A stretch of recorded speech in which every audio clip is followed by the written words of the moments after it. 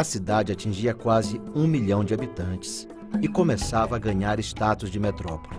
Impulsionada pela aristocracia cafeira e pelos imigrantes, a capital prosperava e se modernizava com a expansão da indústria e a urbanização. A elite paulista era totalmente influenciada por ideais estéticos europeus. Nesse contexto, surgia um movimento artístico que propunha romper com os antigos padrões conservadores. Organizada por artistas como Mário de Andrade e de Cavalcante, a semana aconteceu em 1922 no Teatro Municipal de São Paulo e debateu a importância de mesclar a estética moderna com as raízes da cultura popular brasileira. A muitos quilômetros dali, São Luís seguiu seu cotidiano pacato, quase rural. A decadência econômica se refletia no âmbito cultural, e os ecos modernistas não se ouviram na capital maranhense.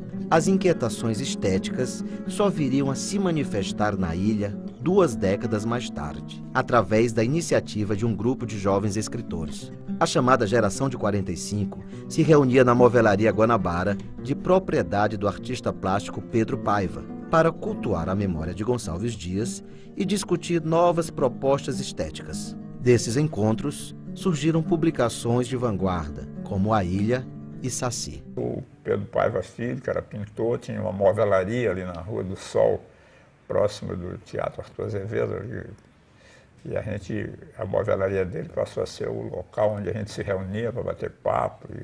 Então ficou esse local, a gente se encontrava ali, era um grupo de amigos, escritores, jovens que estavam sonhando aí com a literatura, pintores também, o J. Figueiredo, e outros, Reginaldo Teles e o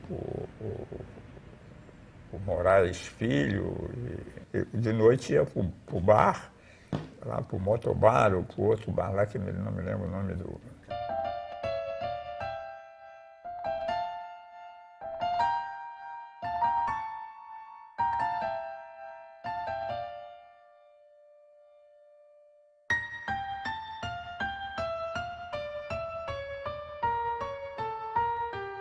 Os objetos têm uma certa serenidade que produz em tempo disponível, na alma, os pânicos da morte. Vejo os diários, metódicos, sólidos e agressivos, por sua íntima certeza de símbolos urgentes, dominando o real absurdo, onde trazem cativos os abstratos homens, ilógicos, impotentes.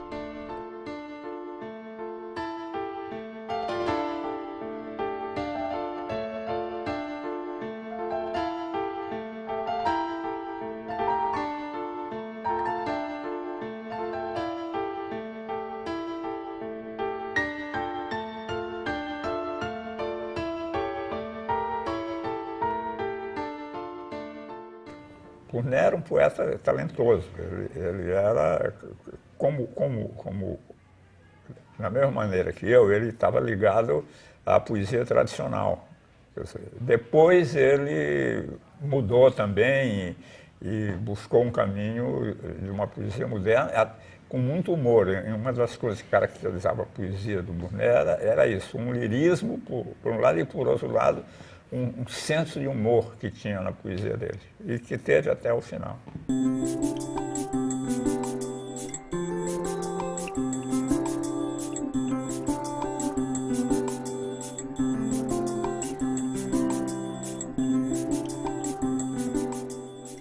Ele começou a fazer poesia às escondidas, né?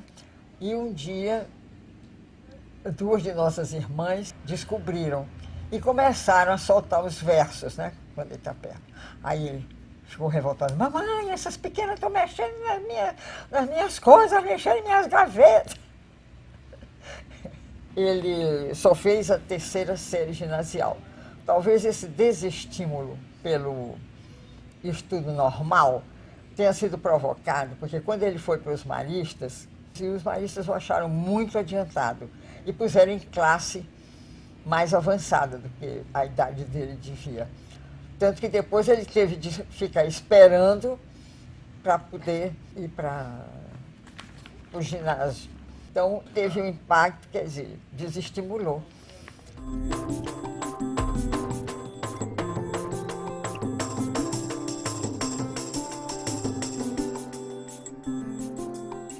Conheci o Lago Burnet.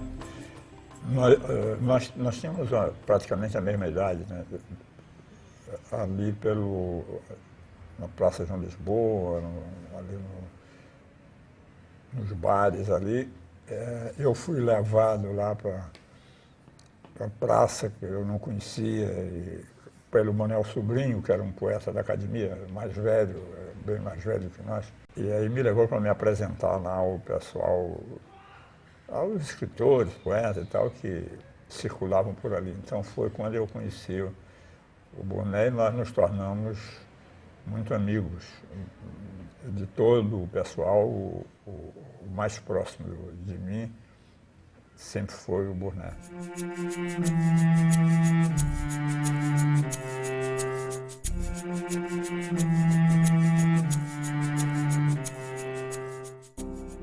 A poesia que nós fazíamos, Burnet e eu, era uma poesia parnasiana, uma poesia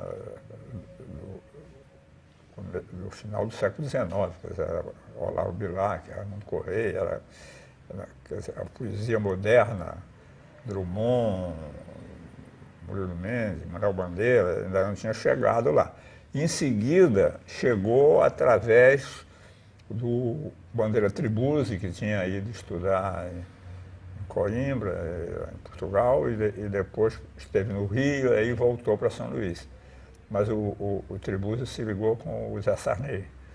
E eles fizeram uma revista chamada A Ilha, que era uma revista mais chegada à poesia moderna e tal, do que a revista que eu fazia com o Burnet, que nós fizemos juntos, que era, primeiro se chamou Saci e depois mudamos o nome para a revista Afluente.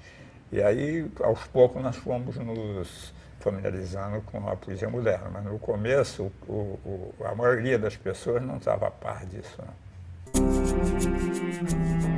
Ferreira Goulart e Lago Burnet logo abandonaram o verso parnasiano para abraçar outras estéticas literárias. Essa nova proposta poética se refletiu nas obras de estreia dos dois amigos, Um Pouco Acima do Chão e Estrela do Céu Perdido. Quando ele publicou o primeiro livro dele, Um Pouco Acima do Chão, Estrela do Céu Perdido, Praça Gonçalves Dias. Eu estava no bonde, não sei porquê, o bonde estava vazio, e ele e o Goulart estavam numa brincadeira de comemoração dos livros que ele tinha lançado.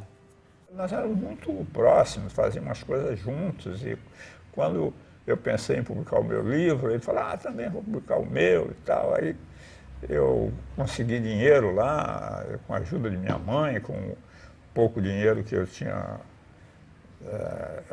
juntado lá, trabalhando na Rádio Timbira, lá como locutor, e ele também se virou lá. Então, nós fizemos junto, porque até o título do livro dele fui eu que dei. Isso foi em 49, se eu não me engano. Lago Burnet é uma figura ímpar. A poesia dele é tão boa ou melhor, em alguns momentos, do que a do Goulart. A poesia dele é de uma plasticidade muito grande. Ele, pessoalmente, era de uma plasticidade muito grande. Perfeito? Além de bonitão, né? Era cara bonitão.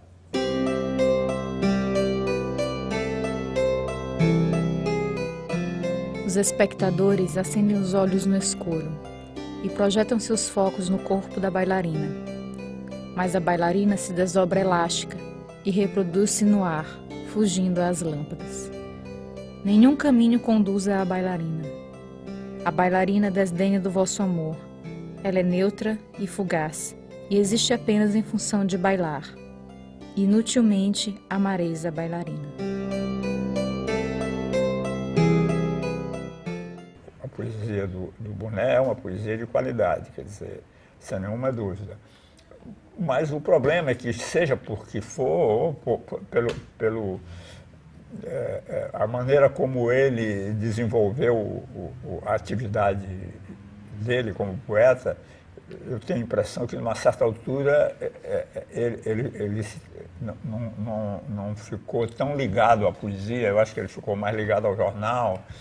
E acho que a produção poética dele, numa certa altura, diminuiu, não tinha a mesma intensidade que tinha quando nós éramos jovens. O problema do Lago Burnet, como o problema de Odilo Costa Filho, como desses outros poetas maranhenses que não ficaram no Maranhão, não é o fato de eles não terem ficado aqui, é o fato de eles serem poetas menores, no bom sentido da palavra. A gente precisa entender o que é um poeta menor, na classificação de T.S. Eliot, e o fato de que eles eram poetas bissextos, quer dizer, eram poetas bons, mas eles não tinham tempo de fazer poesia, de ser lembrados como tais. Você vai lembrar o Lago Burnet jornalista, você vai lembrar o Lago Burnet cronista, e depois você vai lembrar, ele também é excelente poeta.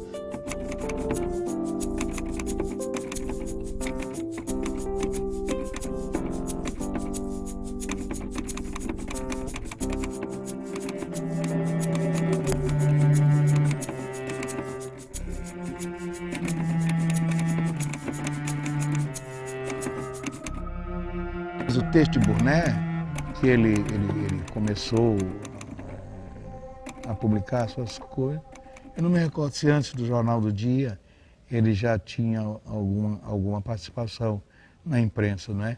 Mas que eu conheço realmente foi a participação dele como cronista no Jornal do Dia, que ele tinha uma sessão muito boa, espetacular. E de repente Odilo chama ele lá do Rio de Janeiro, né? Para ele ir para lá, ele foi. Com o Louzeiro também, não é? Foram embora, graças a Deus, não é? se firmaram lá. E quando chegamos aqui, começa a influência dos amigos para ele ficar, isso e aquilo. Foi um pouco difícil no começo, mas quando o Goulart apresentou para o... meu Deus, como é o nome dele? Me esqueci agora. Jânio Freitas, que era do Jornal do Brasil. E ele foi para o Jornal do Brasil, para o Copdesk do Jornal do Brasil. E lá ele se saiu tão bem que imediatamente ele passou a dirigir o Copdesk, secretariar o Copdesk. E aí ele foi lá ficando e teve muitas coisas importantes lá, fez um caderno literário e tudo, depois acabou, e aí ele foi... Eu sei que no último ano que ele trabalhou lá, ele era editorialista do jornal. Os jornais ele trabalhou em quase todos, Correio da Manhã, trabalhou no Globo, trabalhou em quase todos, Diário de Notícias. As pessoas na época que lidavam com o jornal e tal, tinham conhecimento do trabalho do Burnet, e ele teve o prestígio como jornalista porque ele tinha muita qualidade, sem nenhuma dúvida.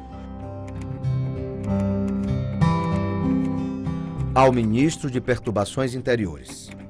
A título de estímulo às vocações artísticas da pátria amada, institua um prêmio ao autor que mais se aproxime da cor real dos olhos de Mariana, em teoria ou na prática.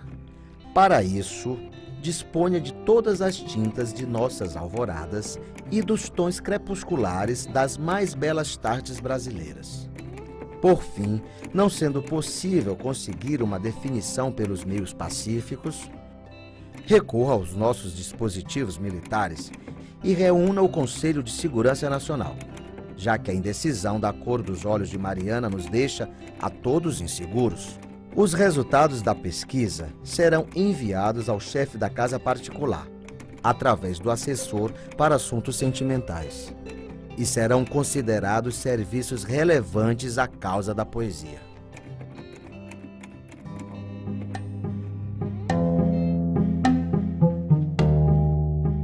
Lago Burnet construiu uma sólida carreira de jornalista no Rio, tornando-se referência com a publicação de livros sobre a redação e normas de jornalismo. Como ensaísta e cronista, lançou ainda De Jornal em Jornal e Um Anônimo na Chuva, entre outros títulos. Ele tinha um talento fantástico como cronista. Raros cronistas no Maranhão realizaram uma obra, não é, do nível que Lago Burné realizou. José Carlos, excelente crônica. Ele tinha um humor, ele tem sobre o defunto, que ele começa, eu implico, não suporto, porque você pode fazer qualquer piada, ele está ali sério. Aí outros amigos assim, aquele cara que se dizia, um machão, está todo cheio de flor. Então era assim, mas tudo ele aproveitava. Para mim, Lago Burné representa uma história na literatura maranhense. É a história do homem que conhece a língua e sabe usá-la bem. Ele era realmente um excelente artista da palavra.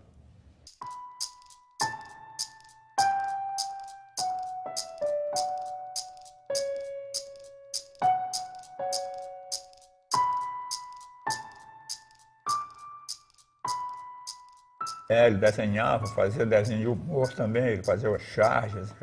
Ele tinha muitos talentos.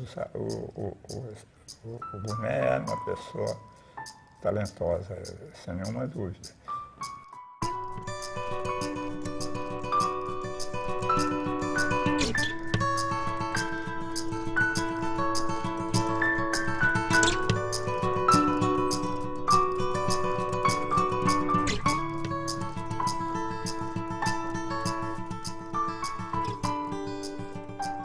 Da velhice ele não encarava com muita, assim, como é que se diz? Eu nem sei como dizer, com muita naturalidade, não.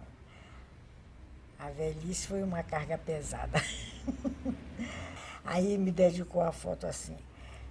Por mais que você não creia, senhora Dona Zezé, esta velhice tão feia é mesmo Lago Burné. Sei que a gente se encontrou já no final, quando ele já estava aposentado, a gente se encontrou algumas vezes e eu tenho até uma carta dele dessa época.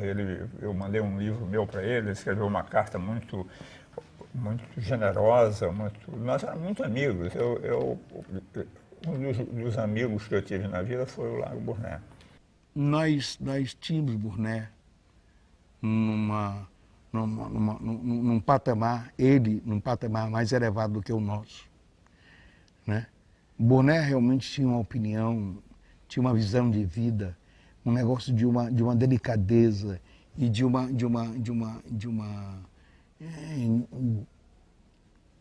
respeito à vida humana que não era fácil nas pessoas humanas na época. Burné é um poeta admirável, doce,